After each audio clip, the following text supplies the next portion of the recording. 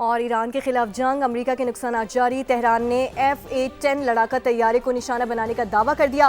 पाकिस्तान इनकलाब के मुताबिक दिफाई निज़ाम ने तैयारे को निशाना बनाया। F-18 तैयारा बहरे हिंद में गिरकर तबाह हो गया। दूसरी जानिब अमरीकी सेंटकॉम ने ईरानी दावे की तरदीद कर दी। सोशल मीडिया पर बयान में कहा कि ईरान की जानिब से कोई तैयारा मार गिराने की तस्दीक ही नहीं हुई। दूसरी जानिब ईरान ने अमरीकी तैयारे को निशाना बनाने की वीडियो जारी कर दी है।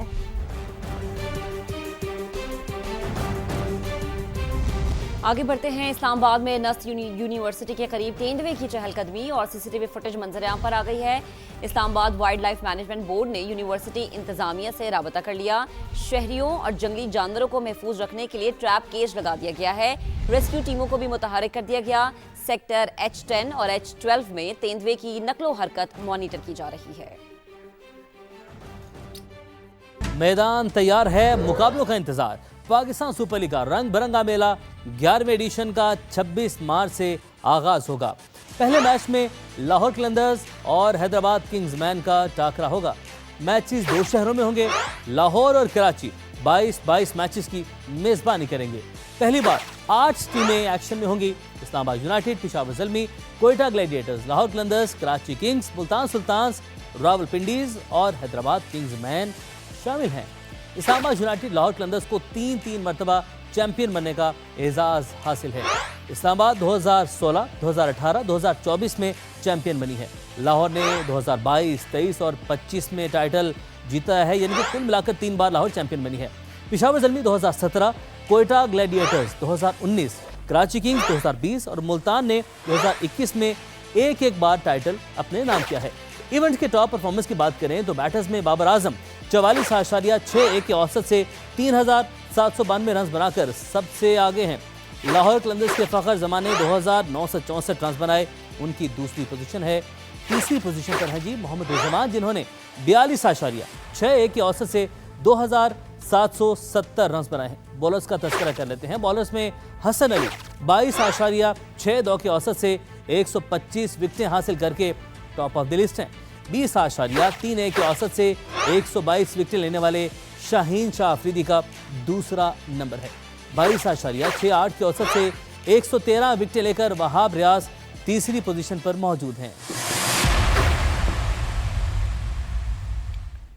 PSL 11 की टीमों का नई किट में फोटोशूट। खिलाड़ियों ने खूब पोज बनवाए। इफ्तिताही मैच कल लाहौर कलंदर्स और हैदराबाद किंग्समैन के दरमियान लाहौर में खेला जाएगा।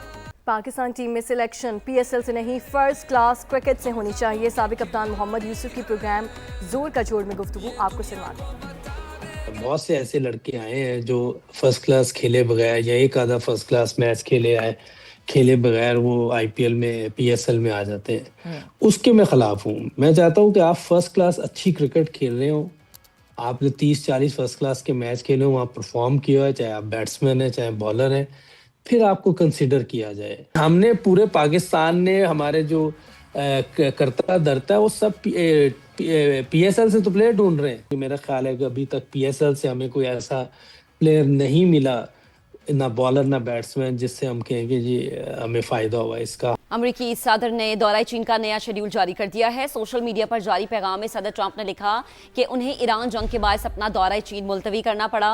वो 14 और 15 मई को बीजिंग पहुंचेंगे। बीजिंग में उनकी मुलाकात चीनी सदर से होगी। सदर ट्रंप का मजीद लिखना था कि वो और खातून अव्वल आने वाले दिनों में चीनी सदर की भी मेजबानी करेंगे।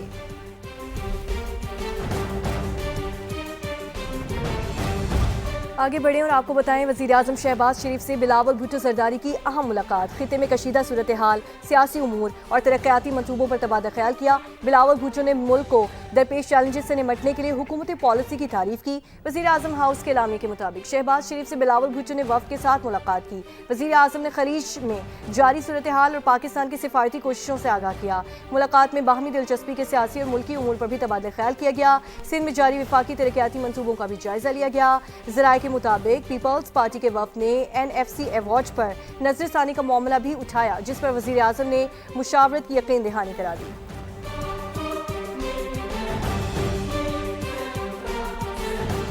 पाकिस्तानी मईशत को खित्ते में जारी जंग के मनफी असरात से बचाने के लिए स्मार्ट लॉकडाउन लगाने पर गौर जारी है। तवानाई और ईंधन की बचत के लिए 1 माह के लिए हाइब्रिड वर्किंग मॉडल नाफिज करने की भी तजवीज़ है। हुकूमत के मुजव्वज़ा मंसूबे की तफसीलात जानेंगे इस्लामाबाद से उस्मान खान की रिपोर्ट में।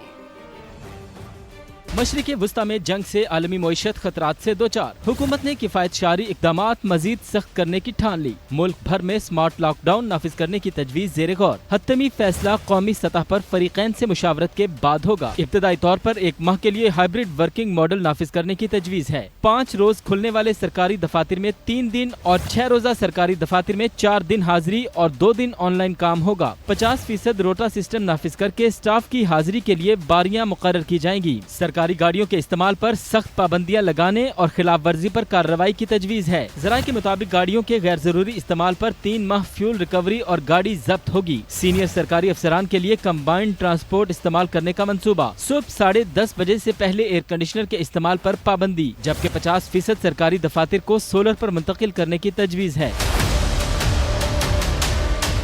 मुल्क भर में बाजार और शॉपिंग सेंटर्स रात को जल्द बंद करने की भी तजवीज़ है। शादी हॉल्स और तकरीबात में 1 डिश और 200 मेहमानों की हद मुकर्रर की जाएगी। तकरीबात रात 10 बजे से पहले खत्म करना होंगी। जायदाद और गाड़ियों की खरीदो फरोख्त पर 5% टैक्स बढ़ाने, टोल टैक्स में फ्लैट 50 रुपए इजाफे और कंप्यूटराइज्ड कलेक्शन की भी तजवीज़ है। ज़राए के मुताबिक अवाम को ट्रेन के सफर की तरफ रागिब करने के लिए रेलवे किरायों में कमी की जाएगी।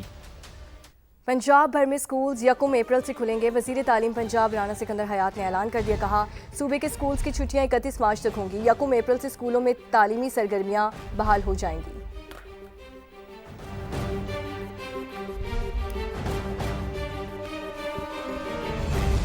किफ़ायतशारी से मुतालिक हुकूमत सिंध के अहम इक़दामात। जुमे को वर्क फ्राम होम होगा। सिंध काबीना का 3 माह की तनख्वाह ना लेने का भी फैसला। शर्जील इनाम मेमन कहते हैं, विफाक ने लॉकडाउन का फैसला किया तो सिंध हुकूमत भी अमल करेगी। जब तक सूरत हाल काबू में नहीं आती, इक़दामात का सिलसिला जारी रहेगा। अवाम मुमकिन हद तक घर से काम करे ताकि ईंधन की बचत हो। पब्लिक ट्रांसपोर्ट के हवाले से भी अहम फैसले कर लिए।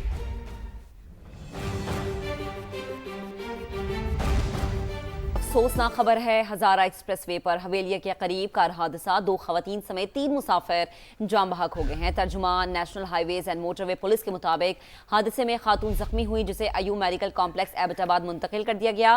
कार सवार कलंदराबाद से हवेलिया जा रहे थे। इब्तदाई इत्तलात के मुताबिक हादसा ड्राइवर की गफलत के बायस पेश आया। एयरपोर्ट सिक्योरिटी फोर्स की पेशावर के बाचक खान इंटरनेशनल एयरपोर्ट पर कार्रवाई। मुसाफिर से 3 करोड़ से जायद मालियत की गैर मुल्की करेंसी और नशा आवर गोलियां बरामद कर लीं। 4,41,000 दिरहम की मालियत 3 करोड़ 35 लाख रुपए है। बैग से 544 ग्राम नशा आवर गोलियां भी बरामद की गई हैं। मुसाफिर को कस्टम्स हुकाम के हवाले कर दिया गया। ईरान के वज़ीर ख़ारजा ने तेहरान और वाशिंगटन के दरमियान बराह रास्त मुज़ाकरात की तरदीद कर दी। अब्बास अरागची कहते हैं कि अमरीका मुख्तलिफ साजिशों के जरिए पैगामात भेज रहा है। तेहरान का मुज़ाकरात करने का कोई इरादा नहीं। ईरान जंग का ख़्वाह नहीं, तनाज़े के मुस्तकिल ख़ात्मा चाहता है। हम तबाही के इज़ाले के लिए मुआवजा चाहते हैं। किसी भी सियासी हल में जवाबदेही और तामीर नौ के वादे शामिल होना ज़रूरी है। अब्बास अरागची ने कहा कि मुतअद्दिद फ़ौजी अड्डे कायम रखने के बावजूद अमरीका ख़ित्ते के ममालिक को तहफ़्फ़ुज़ फराहम करने में नाकाम हो गया।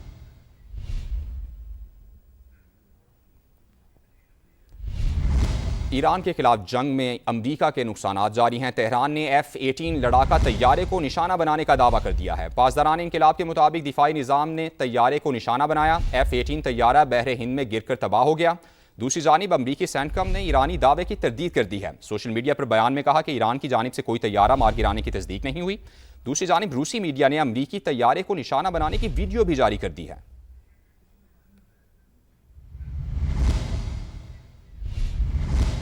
अमरीकी मीडिया ने बताया है कि ईरान जंग में अब तक 300 फौजी जख्मी हुए हैं। सेंटकम के मुताबिक 255 जख्मी एहलकार दोबारा ड्यूटी पर वापस आ चुके हैं और 10 एहलकारों की हालत तशवीशनाक है। अमरीकी सेंट्रल कमांड ने दावा किया है कि ईरान की जानिब से अब तक कोई लड़ाका तैयारा नहीं मार गिराया गया।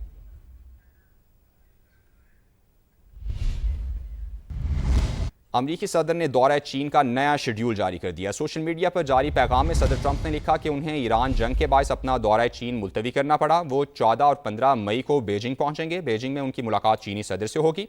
सदर ट्रंप ने कहा कि वो और खातून अव्वल आने वाले दिनों में चीनी सदर की मेज़बानी भी करेंगे।